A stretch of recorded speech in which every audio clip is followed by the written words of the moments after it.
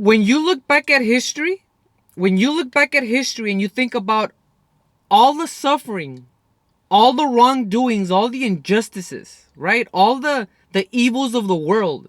You think about all the wars that we've had. You think of World War One, World War Two, the Civil War. You think about all the scandals in religion. You think about the corruption, the sabotage, the political leaders that are just causing mayhem, right? You take, you just open up a history book, right? Open up a history book. You look at all the crime waves we had, all the discriminations.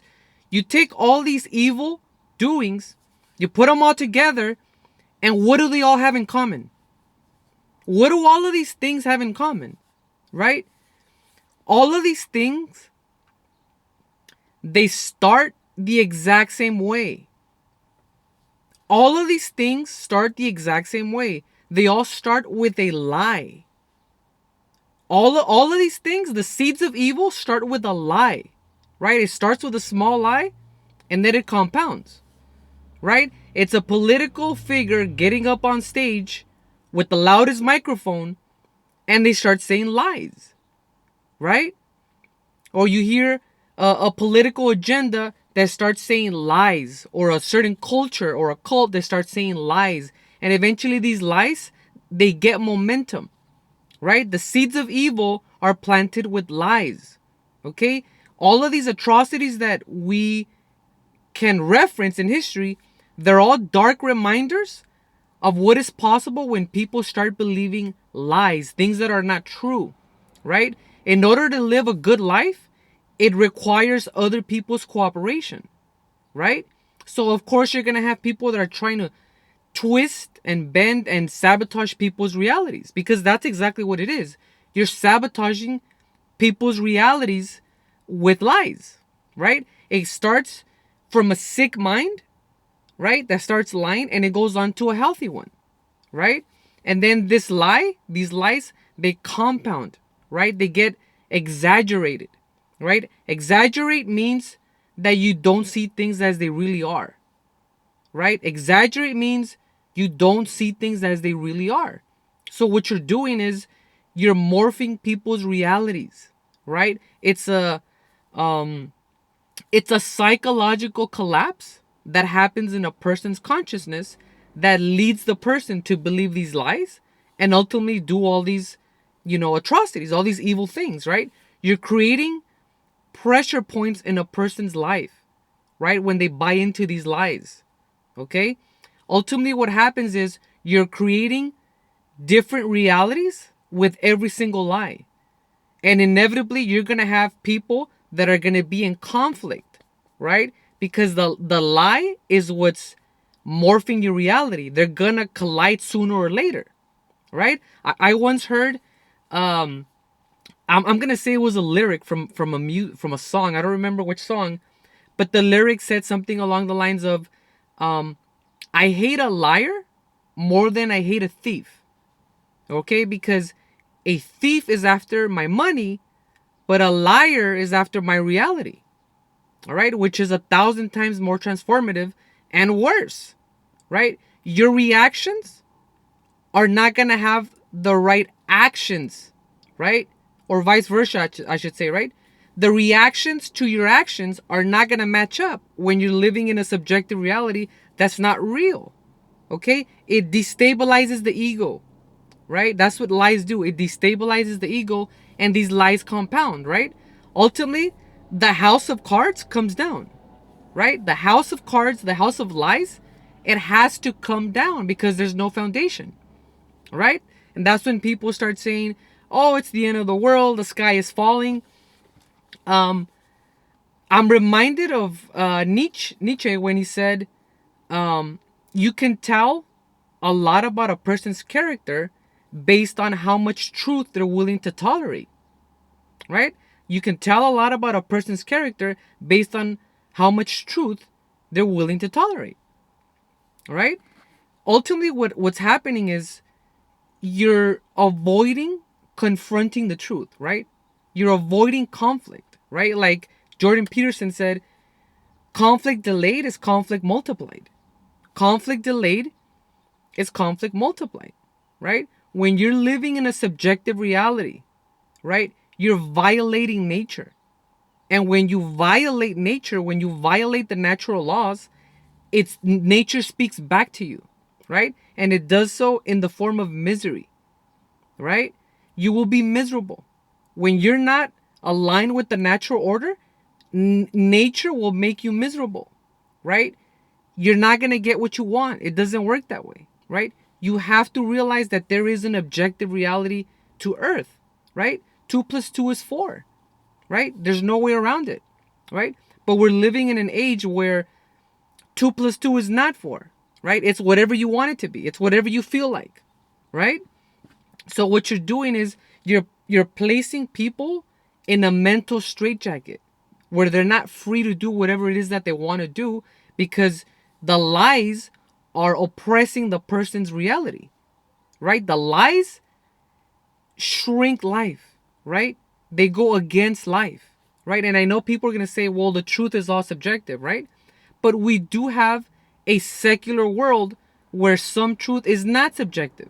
It's perfectly objective, right? And it's your responsibility to stand up for that whenever somebody tries to sabotage that, right? I want to revisit what I said earlier.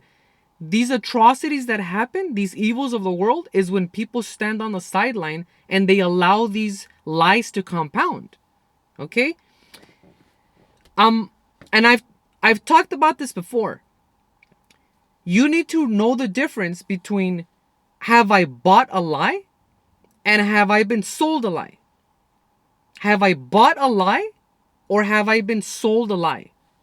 Right? If you don't know the difference between these two things, you're setting yourself for a lot of pain. Okay? Have I bought a lie or have I been sold a lie?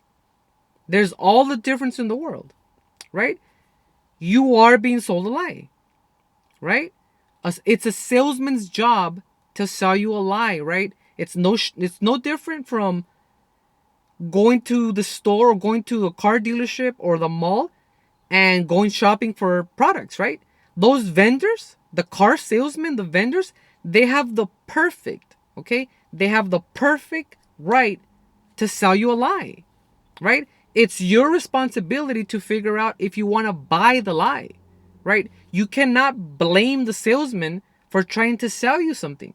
That's what they're supposed to do, right? You're participating in the transaction. So when you make a bad purchase, when you buy the lie, you can't blame the salesman that sold you the lie, right? You're participating in the transaction. You were a part of it, right? And I've talked about this before. People want to divorce themselves from responsibility and say, well, they sold me the lie. They're the bad guys, right? They did it. I was the victim here, right? You bought into the lie, right? And unfortunately, there are some necessary pitfalls that we need to have and people need to fall into in order for them to have a stronger sense of reality, to be grounded in reality. Okay? The salesman has the perfect right to sell you a lie. Okay? It's no different from seeing a billboard, right? Or an advertisement, right? That's all it is, right? Like advertising is just legalized lying, right? That's all it is, right? Advertisements, marketing, it's legalized lying, right? But it's your responsibility to decide, am I going to buy into this? Right? You can't just blame them. You're participating in this dance, right? Have I bought a lie versus have I been sold a lie? Right? You cannot play the victim. You can't have this martyr complex where you're tone deaf and not realize that you're participating. You're allowing the lie to compound because you don't want to take responsibility for the actions that come once you buy the lie. Do you see what I'm saying? You cannot manifest who you are if you don't know the difference between buying a lie and being sold a lie and lying yourself and buying into these lies. Okay? The lies take away everything that's worthy from you. There's no way you can grow and expand and become a stronger version of yourself if you're living in this subjective reality that doesn't serve you, right? When you buy into these lies. Again, it's very easy to find evil atrocities when you buy into lies, right? Whenever there's a lie lurking in the background, there's going to be an evil that comes along with it. Okay?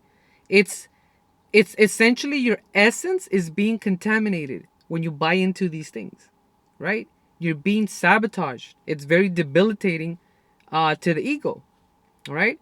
You need to purify some of the delusions that you might have or other people might have by standing up to a lie when you see one. And again, I know people are going to disagree. They're going to say, well, the truth is all subjective. There's some truth that is not subjective, it's objective. Okay? And people tolerate these lies in the name of being open minded, in the name of being, you know, keeping the peace. You go along to get along, right? Instead of doing the right thing and standing up. Call it out, right? Call it out. There is no better outcome than the one that the truth produces. Even though it might hurt you in the short run, on the long run, there is no better outcome than the one that the truth produces, right? People are not going to like it, right? That's why Nietzsche said, you can tell a lot by a person's character by how much truth they're willing to tolerate. Not everybody's going to want to tolerate the truth, right? But if it gets suppressed, that's when you have the origins of evil, right? That's when you have mayhem, right? People need to stop living in the clouds and being tolerant of these subjective realities that are causing so much damage, right? Lies destroy whatever's worthy within you. Get rid of them, okay? At the end of the day, it is what it is. It's going to be what it's going to be. And that's life.